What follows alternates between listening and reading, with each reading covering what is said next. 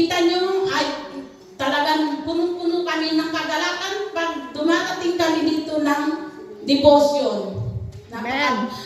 Binibigyan ni strength niya yung kalakasan namin dahil sa pagpipray. Pagtitiis kasi kahit puyat, kahit pagod, marami ka dapat gagawin, ngunit iunahin mo ang pagpipray ay naroon yung kagalakan ng ating puso na napakabuti talaga ng Panginoon. Praise God. Dahil naranasan ko lahat ang mga ito ay walang sawa ako magpapasalamat na kahit na puyat, nagtsatsaga po ako, manalangin, pagtulog, pagkagising kasi dito ako humuhugot ng lakas. Dahil sa kalakasan ko mula pa ay praise God, hindi po tayo nagkakasakit. Purihin natin ang Diyos. Hallelujah. Amen. That's a prayer. Sabi po sa AE na Engage, Hebrew 10:24-25.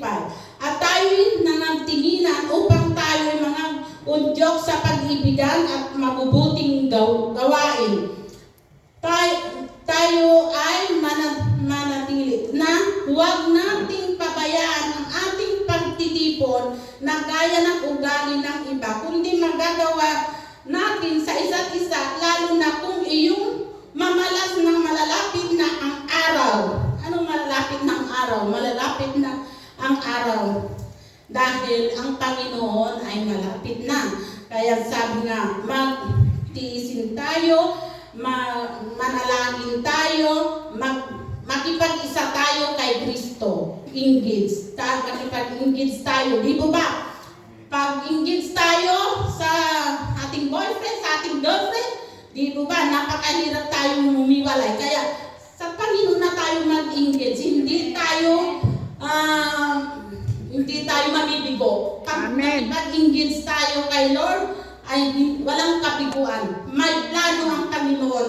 Yung mga plano na yon ay matutupad ayon sa kanyang kalooban. Yung pag-asa natin ay matutupad dahil sa ating Diyos na buhay, ating Panginoon. Amen. Kaya patuloy tayong gagawain sa Diyos.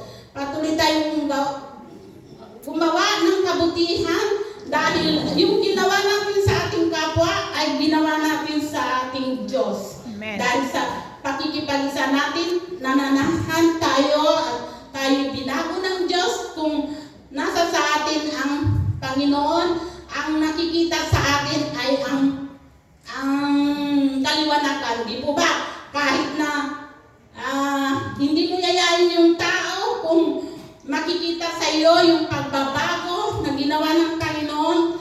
Dahil sabi nga ni Pablo, kung ikaw ay na kay Kristo, mabubuhay ka ng character like Jesus. Yung character ni Jesus makikita sa iyo dahil sa nananahan ng Santong Espiritu. Kaya tatlong ways to engage of God. Study the Word of God.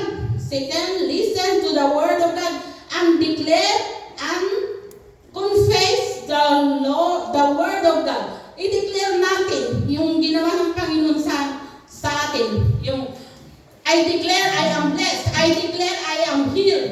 I declare the Lord is my provider. I-declare natin yung magagandang ginawa ng Panginoon at i-confess natin yung hindi kalugod-lugod sa Panginoon ay makipag-uusap ka kay Lord, i-confess mo at i-declare mo yung kabutihan na ginawa ng Panginoon, yung pinagpala ka, pinagaling ka, lahat na pinarasper yung buhay mo, magandang mga pamilya mo, pagsasama ay hindi ka nagkakasakit dahil sa ginawa ng Panginoon, ay marami tayong i-declare at i-confess dahil doon tayo tumatatag ang ating faith, ang ating conclusion, humility, obedience, patience, and engaged. Ito ang malaking pag-asa natin sa ating Diyos na buhay. Amen. Glory to God. Hallelujah. Thank you, Lord. At